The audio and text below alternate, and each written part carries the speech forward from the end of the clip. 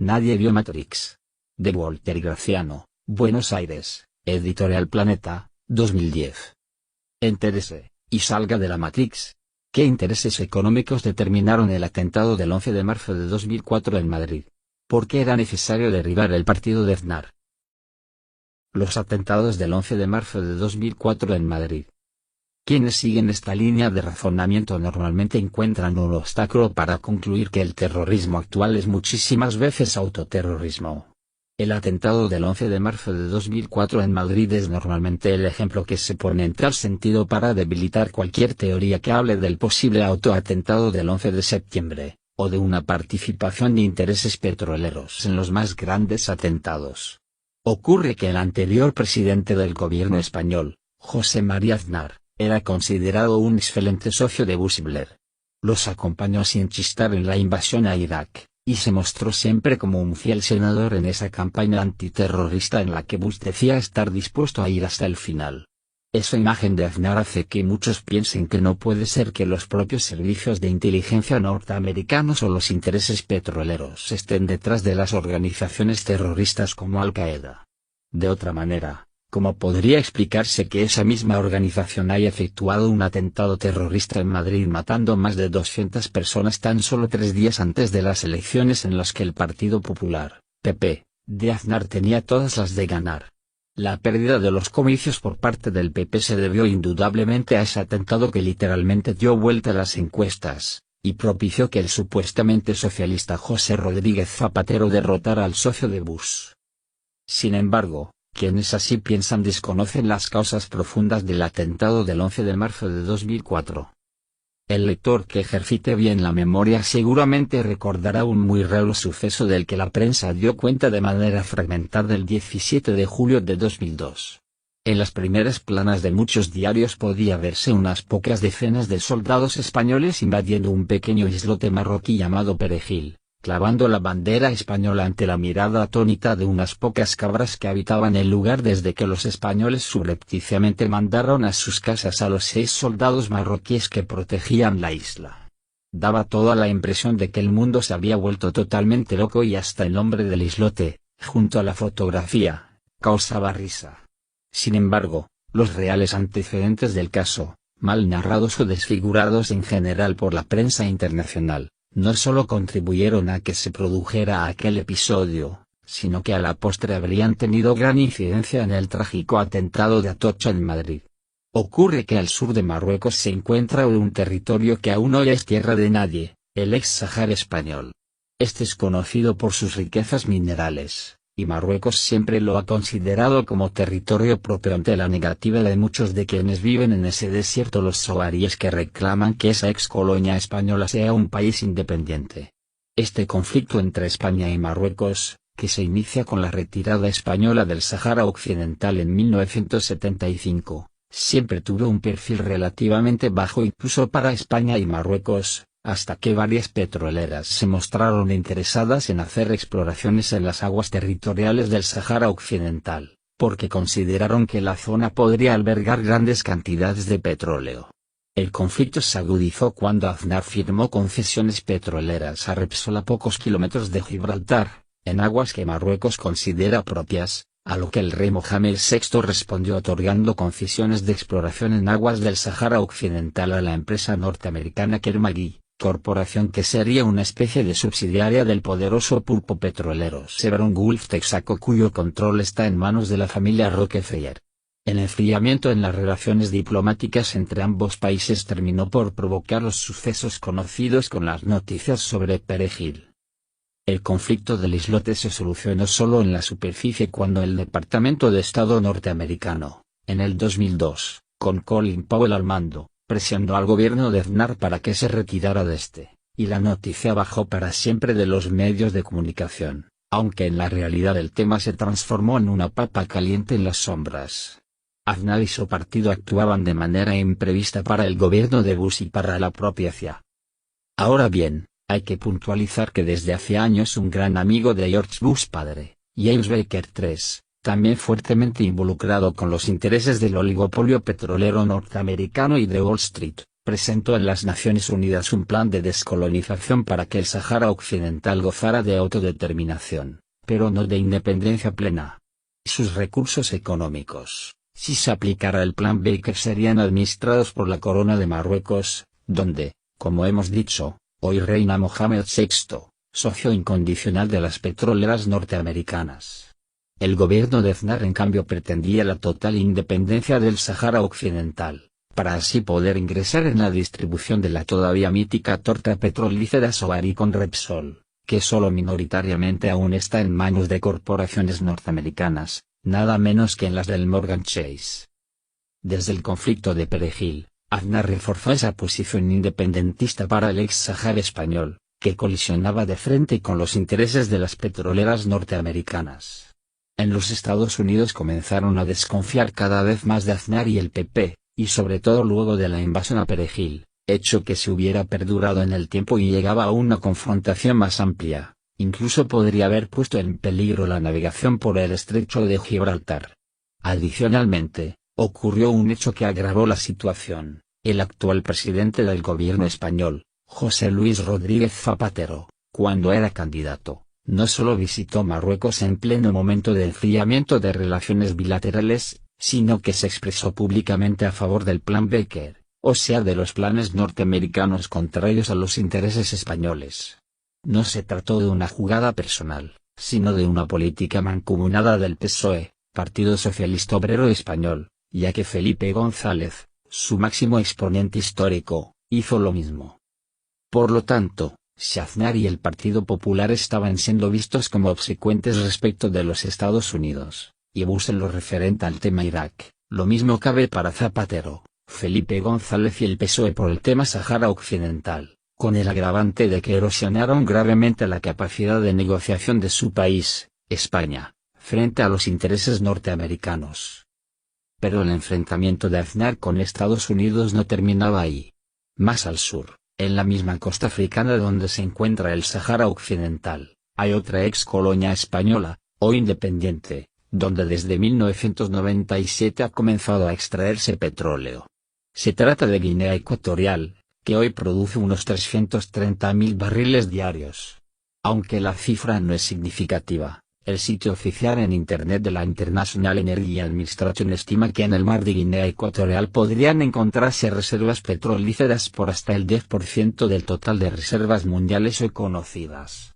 Un frío cálculo indica que, si la IA está en lo correcto, en el mar de Guinea Ecuatorial podría haber nada menos que 90.000 millones de barriles de crudo, cifra que pondría al pequeño país africano en un pie de igualdad con Irak.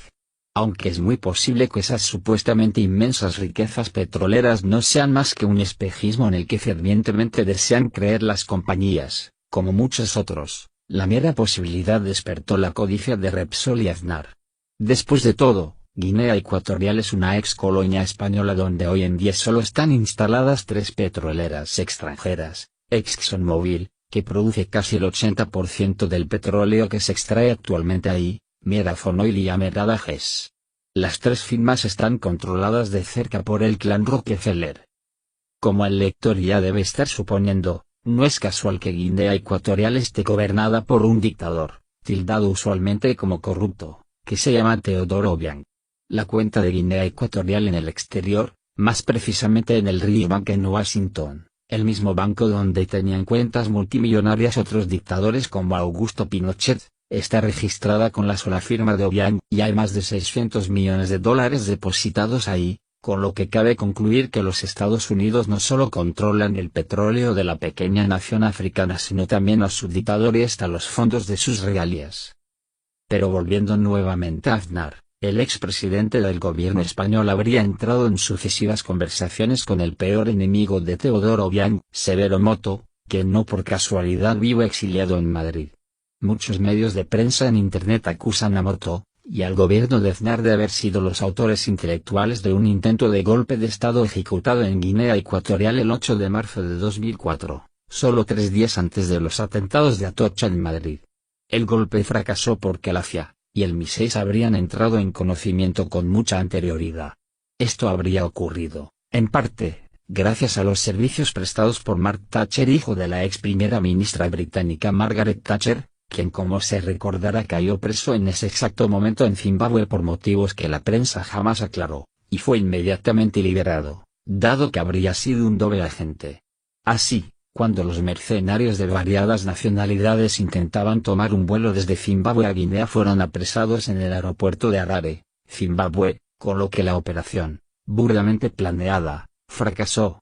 Posteriormente, miembros del gobierno de Obiang responsabilizaron abiertamente de la intentona a los servicios secretos españoles, a Aznar y a sus ex colaboradores. Sumemos las causas: confrontación por el Sahara, sus aguas y su posible petróleo, invasión inconsulta de Perejil, intento de golpe en Guinea Ecuatorial. En suma, Aznar y el PP eran un gran dolor de cabeza para el entonces secretario de Estado Colin Powell, George Bush y la CIA. Ocurrió, entonces, lo que no podía dejar de pasar. Cuando todas las proyecciones de las encuestadoras privadas coincidían en que el PP de Aznar ganaría fácilmente los comicios del 14 de marzo de 2004, terroristas de Al-Qaeda volaron 3 días antes 4 trenes en Madrid matando más de 200 personas inocentes. El gobierno de Aznar fue sancionado por acompañar a Bush en Irak, y Rodríguez Zapatero, quien había prometido públicamente a Estados Unidos sumarse a la causa de las petroleras norteamericanas, y James Baker por la autonomía sin independencia de los somalíes fue elegido presidente casi por arte de magia. Una vez más, solo alguien muy ingenuo podría considerar casual que Al-Qaeda juegue a favor de los intereses de las petroleras norteamericanas, con casi milimétrica precisión, pues hasta los supuestos errores del grupo terrorista son en realidad aciertos.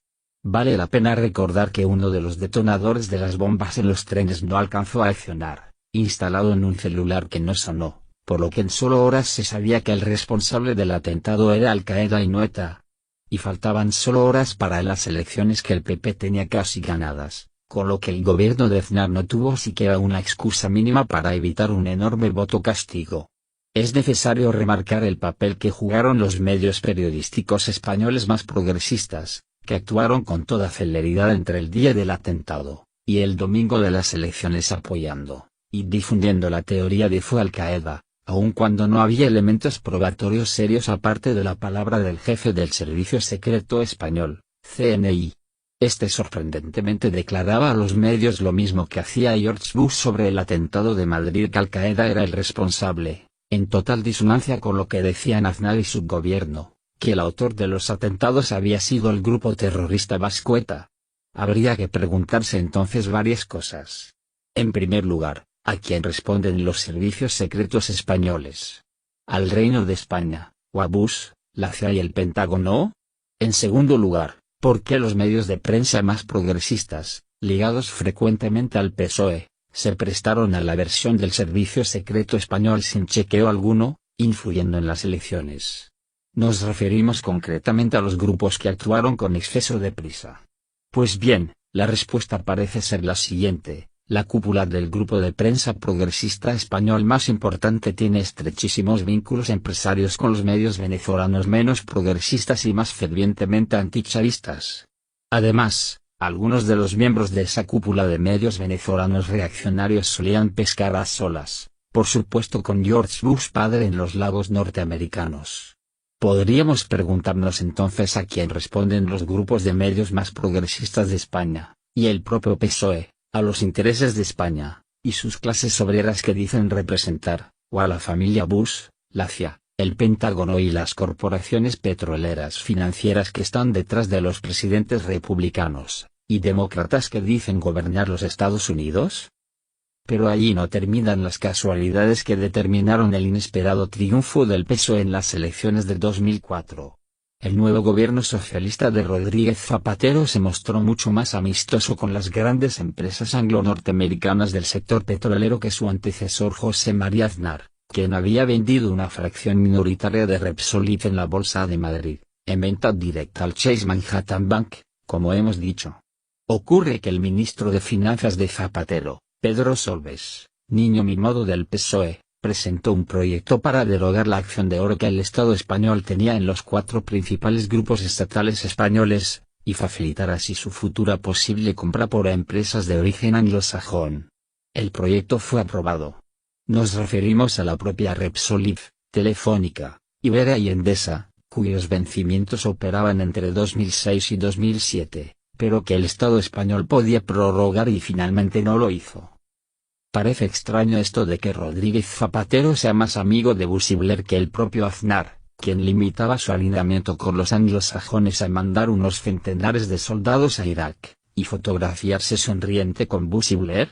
Pues bien, eso no debería llamar la atención por dos razones. En primer lugar, el propio origen del PSOE, como el de la gran mayoría de los movimientos socialistas, se ha dado, generalmente, en el mundo entero, en sociedades secretas estrechamente vinculadas y sobre todo, comandadas desde Londres, Washington y Nueva York, aun cuando la inmensa mayoría de sus miembros ni siquiera esté enterado de que al pertenecer a las mismas está trabajando para esos intereses. En el caso del PSOE, las antiguas fotografías de muchos de sus miembros más importantes, desde antes de la propia Guerra Civil Española, con uniforme y parafernalia masónica, así lo atestiguan.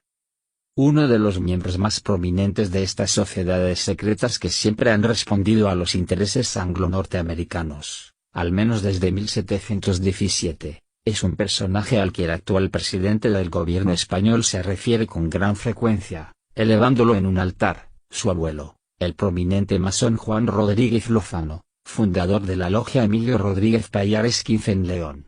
Zapatero lo menciona frecuentemente en sus discursos, ensalzando su memoria como héroe de la Guerra Civil Española. Todo esto no sería más que anecdótico si no fuera por un pequeño hecho. José Luis Rodríguez Zapatero acudió a la logia masónica fundada por su abuelo solo 3 días antes de aprobar la denominada Ley de Memoria Histórica, que establece nada menos que el pasado histórico de España, petróleo y sociedades secretas, gobierno y sociedades secretas, socialismo y sociedades secretas, el PSOE y sociedades secretas. Felipe González, del primer socialista de España al primer capitalista de las petroleras anglo-norteamericanas. Todo muy extraño. O no, depende el cristal con que se lo mire. El PP de Aznar, de corte más nacionalista, era un obstáculo para los intereses de los principales centros de poder anglosajones, a quienes nunca les gustó el nacionalismo fuera de sus propias fronteras. No fue por azar que durante la era de Francisco Franco, hoy denostado quizás en exceso, y sobre todo por la Ley de Memoria Histórica promovida por Rodríguez Zapatero y los medios de comunicación más progresistas, se persiguió en España incansablemente a las sociedades secretas. Y tampoco es por azar que hoy se vuelve a intentar cambiar la historia en España. Recordemos la frase de George Orwell: quien controla el presente, controla el pasado. Quien controla el pasado, controla el futuro. Finalmente, volviendo al tema específico del atentado del 11 de marzo de 2004, si se desea saber quién lo cometió, lo que hay que mirar es el planeamiento de este y su financiación, independientemente de que Al Qaeda sea el responsable operativo. Sin embargo, por si lo dicho no es suficiente, bastará con mencionar que el satélite norteamericano Iconos fotografió en forma detallada la estación madrileña de Atocha el 23 de agosto de 2003. En Internet y en parte de la bibliografía indicada en este capítulo pueden verse las propias fotografías del satélite.